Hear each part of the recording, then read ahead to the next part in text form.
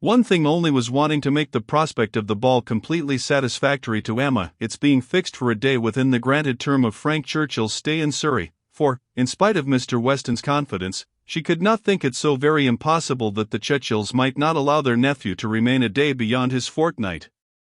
But this was not judged feasible. The preparations must take their time, nothing could be properly ready till the third week were entered on, and for a few days they must be planning, proceeding and hoping in uncertainty, at the risk, in her opinion, the great risk, of its being all in vain. Enscombe, however, was gracious in fact, if not in word. His wish of staying longer evidently did not please, but it was not opposed.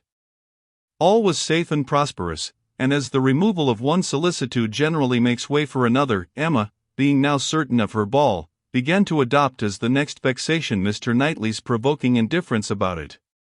Either because he did not dance himself, or because the plan had been formed without his being consulted, he seemed resolved that it should not interest him, determined against its exciting any present curiosity, or affording him any future amusement. To her voluntary communications Emma could get no more approving reply than, "Very well. If the Westons think it worthwhile to be at all this trouble for a few hours of noisy entertainment, I have nothing to say against it, but that they shall not choose pleasures for me. Oh, yes, I must be there, I could not refuse, and I will keep as much awake as I can, but I would rather be at home, looking over William Larkins's week's account, much rather, I confess. Pleasure in seeing dancing, not I, indeed, I never look at it. I do not know who does fine dancing. I believe, like virtue, must be its own reward. Those who are standing by are usually thinking of something very different." This Emma felt was aimed at her, and it made her quite angry. It was not in compliment to Jane Fairfax, however, that he was so indifferent, or so indignant. He was not guided by her feelings in reprobating the ball, for she enjoyed the thought of it to an extraordinary degree.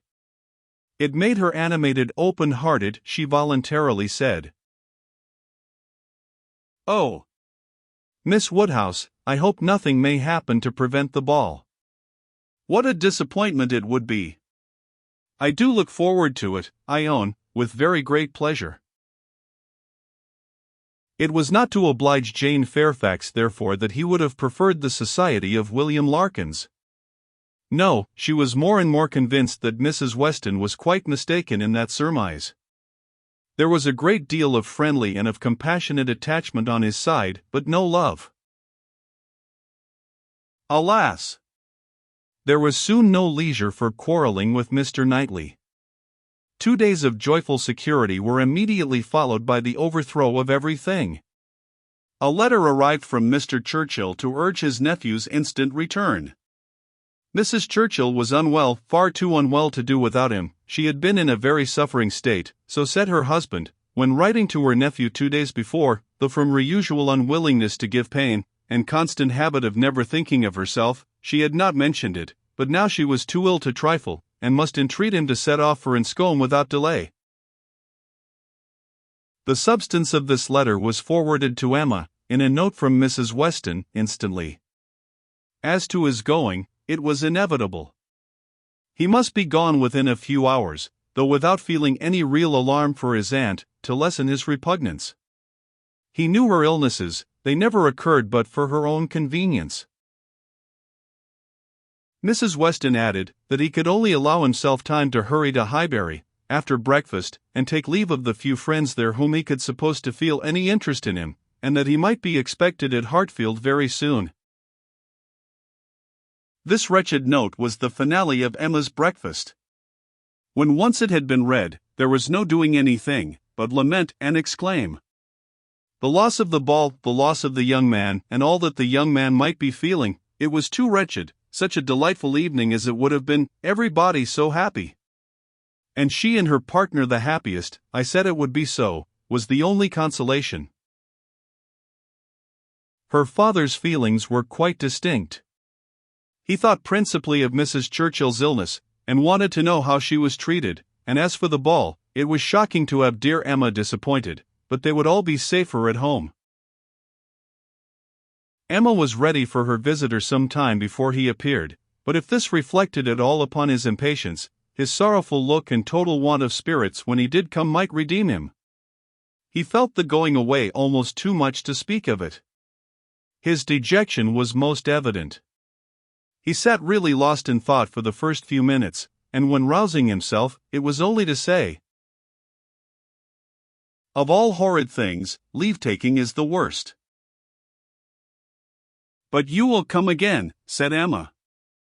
"This will not be your only visit to Randalls." "Ah," shaking his head, "the uncertainty of when I may be able to return, I shall try for it with a zeal, it will be the object of all my thoughts and cares, and if my uncle and aunt go to town this spring, but I am afraid they did not stir last spring, I am afraid it is a custom gone forever. Our poor ball must be quite given up." "Ah! That ball, why did we wait for anything? Why not seize the pleasure at once? How often is happiness destroyed by preparation, foolish preparation, you told us it would be so. Oh, Miss Woodhouse, why are you always so right?" "Indeed, I am very sorry to be right in this instance. I would much rather have been merry than wise. If I can come again, we are still to have our ball. My father depends on it. Do not forget your engagement." Emma looked graciously. "Such a fortnight as it has been," he continued, "every day more precious and more delightful than the day before, every day making me less fit to bear any other place. Happy those who can remain at Highbury." "As you do us such ample justice now," said Emma, laughing, "I will venture to ask, whether you did not come a little doubtfully at first? Do not we rather surpass your expectations?" "I am sure we do." "I am sure you did not much expect to like us. You would not have been so long in coming, if you had had a pleasant idea of Highbury." He laughed rather consciously, and though denying the sentiment, Emma was convinced that it had been so. "And you must be off this very morning?" "Yes, my father is to join me here, we shall walk back together, and I must be off immediately. I am almost afraid that every moment will bring him." "Not 5 minutes to spare even for your friends Miss Fairfax and Miss Bates? How unlucky! Miss Bates's powerful, argumentative mind might have strengthened yours." "Yes, I have called there, passing the door, I thought it better. It was a right thing to do. I went in for 3 minutes, and was detained by Miss Bates's being absent. She was out, and I felt it impossible not to wait till she came in. She is a woman that one must laugh at, but that one would not wish to slight. It was better to pay my visit, then." He hesitated, got up, walked to a window. "In short," said he, "perhaps, Miss Woodhouse, I think you can hardly be quite without suspicion." He looked at her, as if wanting to read her thoughts. She hardly knew what to say. It seemed like the forerunner of something absolutely serious, which she did not wish. Forcing herself to speak, therefore, in the hope of putting it by, she calmly said, "You are quite in the right, it was most natural to pay your visit, then." He was silent. She believed he was looking at her, probably reflecting on what she had said, and trying to understand the manner. She heard him sigh. It was natural for him to feel that he had cause to sigh. He could not believe her to be encouraging him. A few awkward moments passed, and he sat down again, and in a more determined manner said, "It was something to feel that all the rest of my time might be given to Hartfield. My regard for Hartfield is most warm." He stopped again, rose again, and seemed quite embarrassed. He was more in love with her than Emma had supposed, and who can say how it might have ended, if his father had not made his appearance? Mr. Woodhouse soon followed, and the necessity of exertion made him composed. A very few minutes more, however, completed the present trial. Mr. Weston, always alert when business was to be done, and as incapable of procrastinating any evil that was inevitable, as of foreseeing any that was doubtful, said, it was time to go, and the young man, though he might and did sigh, could not but agree to take leave. I shall hear about you all, said he, that is my chief consolation. I shall hear of everything that is going on among you. I have engaged Mrs. Weston to correspond with me. She has been so kind as to promise it. Oh! The blessing of a female correspondent. When one is really interested in the absent, she will tell me everything. In her letters I shall be at dear Highbury again. A very friendly shake of the hand, a very earnest goodbye, closed the speech, and the door had soon shut out Frank Churchill. Short had been the notice, short their meeting, he was gone, and Emma felt so sorry to part, and foresaw so great a loss to their little society from his absence as to begin to be afraid of being too sorry, and feeling it too much. It was a sad change. They had been meeting almost every day since his arrival. Certainly his being at Randall's had given great spirit to the last 2 weeks, indescribable spirit, the idea, the expectation of seeing him which every morning had brought, the assurance of his attentions, his liveliness, his manners.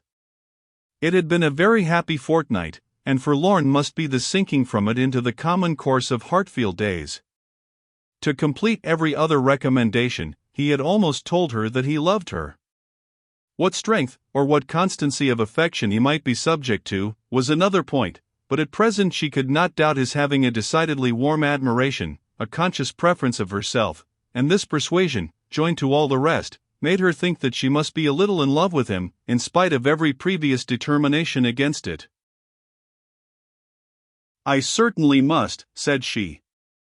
This sensation of listlessness, weariness, stupidity, this disinclination to sit down and employ myself, this feeling of everything's being dull and insipid about the house, I must be in love, I should be the oddest creature in the world if I were not, for a few weeks at least.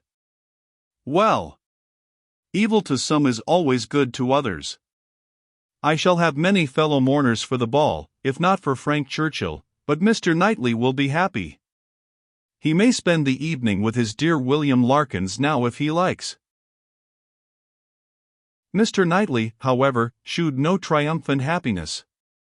He could not say that he was sorry on his own account, his very cheerful look would have contradicted him if he had, but he said, and very steadily, that he was sorry for the disappointment of the others, and with considerable kindness added, You, Emma, who have so few opportunities of dancing, you are really out of luck, you are very much out of luck. It was some days before she saw Jane Fairfax, to judge of her honest regret in this woeful change, but when they did meet, her composure was odious.